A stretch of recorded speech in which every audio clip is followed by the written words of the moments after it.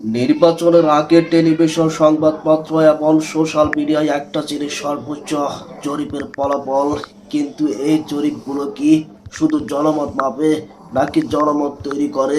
নির্বাচনের আগে কেন কোটি কোটি টাকা খরচ করে এগুলো প্রকাশ করা হয় এবং এর পেছনে কি রাজনৈতিক কোনো উদ্দেশ্য লুকিয়ে আছে? আজকের এই ভিডিওতে আমরা এই প্রশ্নগুলোর উত্তর খুঁজব, বিশেষ করে বাংলাদেশের 2026-এর নির্বাচনকে ঘিরে। চলুন শুরু করা যাক।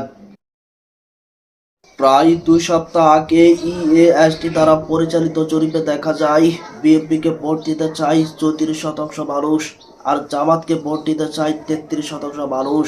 আবার গত 2 দিন আগে আরেকটা জরিপের ফলাফল প্রকাশিত হলে যেখানে দেখা যায় বিএনপির প্রতি মানুষের 35% সমর্থন আর জামাতের প্রতি সমর্থন 34%। এরপরও ফলাফল এমন আকাশ পাতাল পার্থক্য। কিন্তু কেন? তার চেয়ে বড় কথা হচ্ছে কিছুদিন পরেই তো নির্বাচন, মানুষ এমনিতে ভোট দিবে।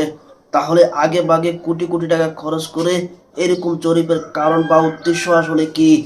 2024-এর ছাত্র আন্দোলনের পর এটি প্রথম জাতীয় নির্বাচন, যা 12 ফেব্রুয়ারিতে অনুষ্ঠিত হবে।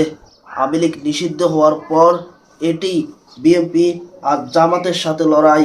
সাম্প্রতিক রাজনৈতিক জরিপগুলোতে জনপ্রিয়তা লড়াই বেশ হাড্ডাহাড্ডি দেখা যাচ্ছে। এই জরিপের বিএনপি জামাতের মধ্যে ব্যবধান খুবই সামান্য। আবার ছয় সংস্কার যৌথ জরিপে একই চিত্র। মূলত জরিপ করার সময়, স্পষ্ট করার ধরন এবং অংশগ্রহণকারীরাই এই বিষয়গুলোর উপর ব্যক্তিত্ব ফলের কিছুটাই তকমতই ঘটেছে। এই সামান্য পার্থক্যগুলো জনমনের প্রশ্নের জায়গা। এগুলো কি সত্যিকারের জনমতের প্রতিফলন নাকি এর পিছনে কোনো বিশেষ উদ্দেশ্য রয়েছে? জরিপ শুধু জনমত মাপে না, এটি তৈরি করে এবং প্রভাবিত করে।